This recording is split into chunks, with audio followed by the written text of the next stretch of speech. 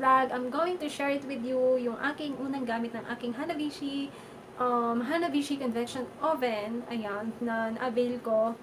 And 68 liters po siya.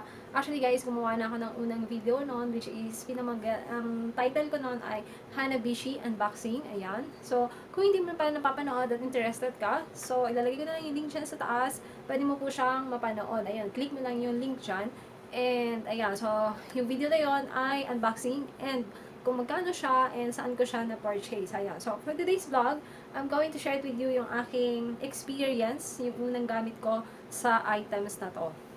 Pala, ito ngayon, ito pala yung sinasabi ko. So, nandiyan po siya sa likod ko. Actually guys, wala kasi akong matinong lalagyan.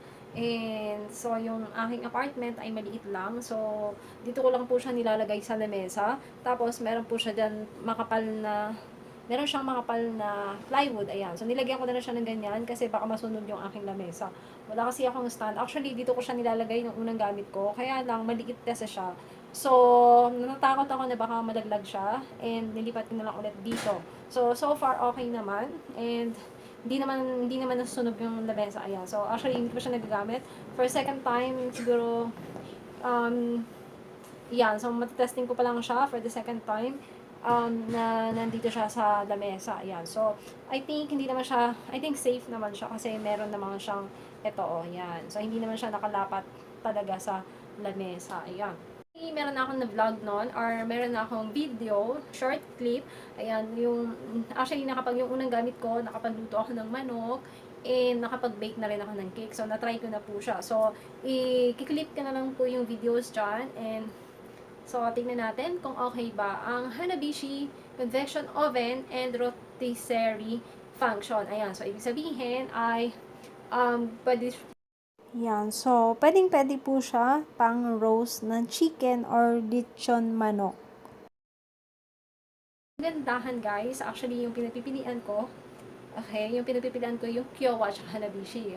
Kagandahan ni Hanabishi kasi ay sa other oven, si Hanabishi sa pagkakalam ko sa base sa aking research, and si Hanabishi lang kasi yung may ilaw sa loob. Ayan, so habang gumagana siya, nagluluto, meron siyang ilaw. So yun kasi yung pinakamaganda sa oven na may ilaw siya sa loob na para nakikita mo kung okay ba yung niluluto mo sa loob. Unlike sa iba kasi wala siyang ilaw. Ayan, so I decided na Hanabishi ang aking i-purchase. So, yun. So, alam kong naaatat na kayo. Ayan, so kung interested ka sa video na to, ayan, so, just keep on watching. And kung bago ka sa aking YouTube, kung bago ka sa aking channel, please do subscribe. And kung nagustuhan mo tong video na to, please give me a thumbs up.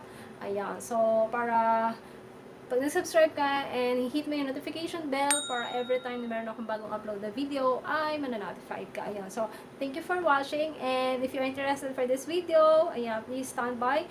And andito na po yung clip. Ayan. So, yung aking test sa first time kong gamit ng oven na to. Ayan. So, keep on watching. Ito po yung tinatawag na rotisserie. Ayan. So, i-roast mo yung chicken or yung ililitsyon mo yung manok. Meron po siyang lock. So, pwede mo siyang itusok. Ayan, para ma-fix and ma-fit yung meat. Hindi po siya gagalaw.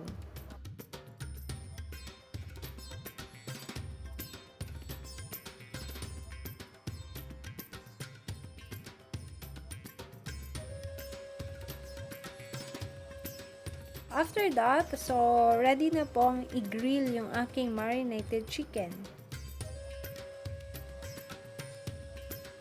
Ayan, napainit ko na po yung oven ko ng 10 minutes. Ayan, so yung settings ko naman ngayon para lutuin yung aking chicken ay yung aking temperature ay 200 degrees Celsius and yung aking function ay up and down, convection, and rotisserie.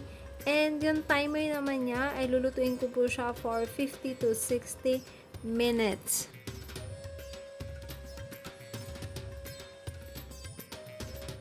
Ayan. Kung napapansin niyo po ay umiikot po yung manok dahil po yung settings ko po ng function ay gumagana po yung rotisserie. Ayan, so yan po. Huwag hindi nyo po yan sinet up na hindi gumagana yung rotisserie, hindi po yan iikot. Ayan na po, ayan, so excited. Ayan, malapit na pong maluto ang aking lechon manok. So, ayan po yung aking settings. Ayan, napakahalaga po yan. Yung settings, pakititigan. Yan ay perfect lechon manok. Ayan, so ang ganda ng kulay niya. Hindi po siya sunog. And luto po yung loob. And perfect. Ang juicy ng chicken, promise. So, yummy.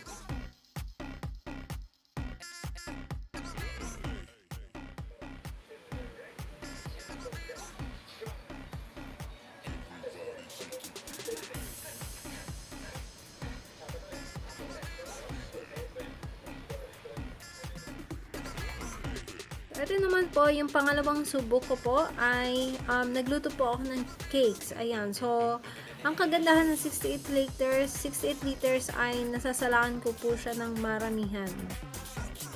Ganda niya, promise, I love it. Pantay po yung aking cupcakes. Ayan. So yun lang guys. Thank you for watching.